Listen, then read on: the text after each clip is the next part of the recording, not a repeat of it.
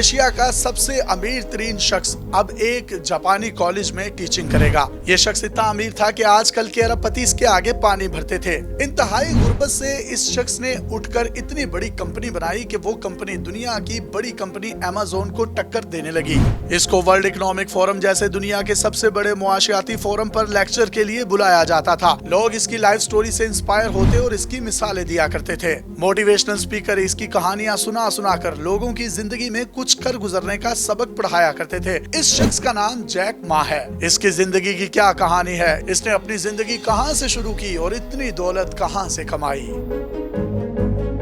Jack ما کو 2020 میں چینی ریگولیٹرز کی جانب سے کریک ڈاؤن کا سامنا کرنا پڑا۔ اس کے خلاف اینٹی ٹرسٹ کی تحقیقات ہوئیں۔ انہیں صرف چند مہینے میں ہی 12 ارب ڈالر کا نقصان اٹھانا پڑا۔ یہ پہلی بار نہیں ہے کہ جیک ما کو اپنی زندگی میں اتنی مشکلات کا سامنا کرنا پڑ رہا ہے۔ وہ پیدا ہی غریب ہوا تھا۔ یونیورسٹی کے داخلے کے امتحان میں وہ 2 بار ناکام ہوا۔ اس نے زندگی میں بار ناکامی دیکھی۔ اسے درجنوں جگہوں سے نوکری کے لیے مسترد کیا گیا، یہاں تک کہ اس کو KFC میں ڈیلیوری بوائے کی بھی نوکری نہ ملی۔ خاندان کی حالت اتنی خراب تھی کہ اس کے پاس کھانے پینے تک کے پیسے نہ تھے۔ گھر میں مشکلات نے جیک ما کو چڑچڑا بنا دیا۔ وہ اسکول میں اپنے ہم جماعتوں کے ساتھ جھگڑتا رہتا۔ ہر روز اس کی شکایتیں گھر پہنچتی تھی، لیکن اس کی ایک خاص بات تھی کہ وہ بہت باہمت بچہ تھا۔ وہ اپنے سے بڑے لڑکوں سے بھی لڑائی مول لینے سے نہیں کتراتا تھا۔ بچپن میں سبھی بچے کچھ نہ کچھ کھیل کھیلتے ہیں، لیکن جیک ما کو ٹڈوں کی لڑائی کروانے کا بہت شوق تھا۔ وہ ٹڈوں کا اتنا ایکسپرٹ ہو چکا تھا کہ سالوں کی محنت کے بعد بھی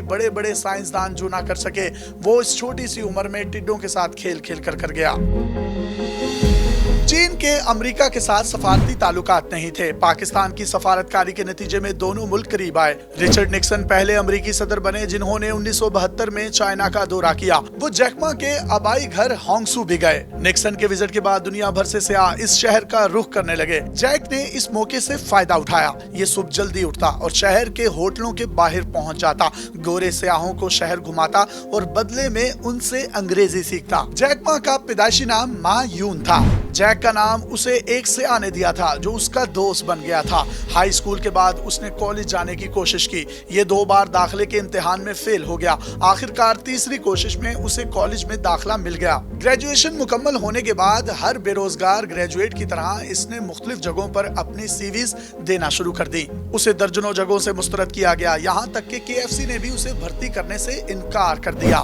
آخرکار ایک یونیورسٹی نے اسے انگلش کے لیکچرر کے طور پر بھرتی کر لیا، لیکن اس کی تنخواہ بہت تھوڑی تھی۔ اسے مہینے کے صرف 12 ڈالر جو کہ لگ بھگ 2600 روپے بنتے ہیں دیے جاتے تھے۔ اس دوران یہ امریکی یونیورسٹی ہارورڈ میں داخلے کے لیے کوشش کرتا رہا۔ اسے ہارورڈ یونیورسٹی نے 10 بار ریجیکٹ کیا۔ جیک لیکچرر کے ساتھ ساتھ بطور ٹرانسلیٹر بھی کام کرتا رہا۔ یہ 1995 میں پہلی بار ایک فرم کے لیے بطور ٹرانسلیٹر امریکہ گیا۔ امریکہ جا کر اس نے پہلی مرتبہ انٹرنیٹ کا استعمال کیا۔ اس کی انٹرنیٹ پر سب سے پہلی سرچ ریچ تھی۔ وہ یہ دیکھ کر حیران رہ گیا کہ سرچ ریزلٹس میں کسی چینی ریچ کا ذکر ہی نہیں تھا۔ اسی وقت اس نے فیصلہ کیا کہ وہ ایک ایسی انٹرنیٹ کمپنی بنائے گا جو صرف چائنا کے لیے ہوگی۔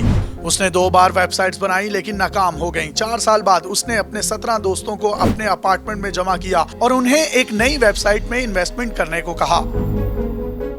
آئیڈیا یہ تھا کہ چینی ایکسپورٹرز اس ویب سائٹ پر اپنی اشیاء کی تشہیر کر سکیں گے۔ جیک ما نے اس سائٹ کو علی بابا کا نام دیا۔ جلد ہی اس اچھوتی سروس نے دنیا بھر سے لوگوں کو اپنی طرف متوجہ کرنا شروع کر دیا۔ اکتوبر 1999 تک علی بابا $25 ملین کی انویسٹمنٹ جمع کر چکی تھی۔ جیک ما نے اپنے ملازمین کو اپنے ساتھ جوڑے رکھا اور ان میں وفاداری پیدا کی۔ جب پہلی بار کمپنی نے منافع کمایا تو اس نے ہر ملازم کو سلی سٹرنگ کا ایک کین دیا اور کہا کہ اس سے خوب کھیلو۔ ملازمین نے پھر دفتر میں اس کین کے ساتھ خوب کھیلا اور بچوں کی طرح انجوائے کیا۔ 2005 میں یاہو نے کمپنی میں تقریباً 40% شیئرز کے بدلے علی بابا میں $1 ارب کی سرمایہ کاری کی۔ علی بابا کے لیے یہ ایک بہت بڑی انویسٹمنٹ تھی۔ اسے اس وقت چین میں ای بے جیسے بڑے امریکی حریف کا سامنا تھا، لہٰذا اس نے اپنا پروفٹ مارجن انتہائی کم رکھا۔ ایک एक मर्तबा जैक मा एक रेस्टोरेंट में खाना खा रहा था। इसी दौरान एक और शख्स ने उसका बिल अदा कर दिया। उसके साथ वो जैक मा के लिए एक नोट छोड़ कर गया। इसी नोट के आगे उस शख्स ने लिखा कि मैं जानता हूँ कि तुम अली बाबा से पैसा नहीं कमा रहे, मैं पैसा बहुत कमा रहा हूँ, लिहाजा इसलिए तुम्हारा बिल मैं अदा कर रहा हूँ। जैक मा समझता है कि उसको पैसे नहीं बल्कि लोगों का प्यार चाहिए और यही प्यार उसको उस बिल की सूरत में मिला। जैक मा ने 2014 में अपनी कंपनी को पब्लिक किया। अली बाबा ने न्यूयॉर्क स्टॉक एक्सचेंज में $150 अरब का IPO पेश किया। ये अमेरिकी तारीख की सबसे बड़ी पेशकश थी। इससे जैक मा चीन का अमीर तरीन आदमी बन गया। उस वक्त उसके असासों की मालियत $25 अरब तक पहुंच गई।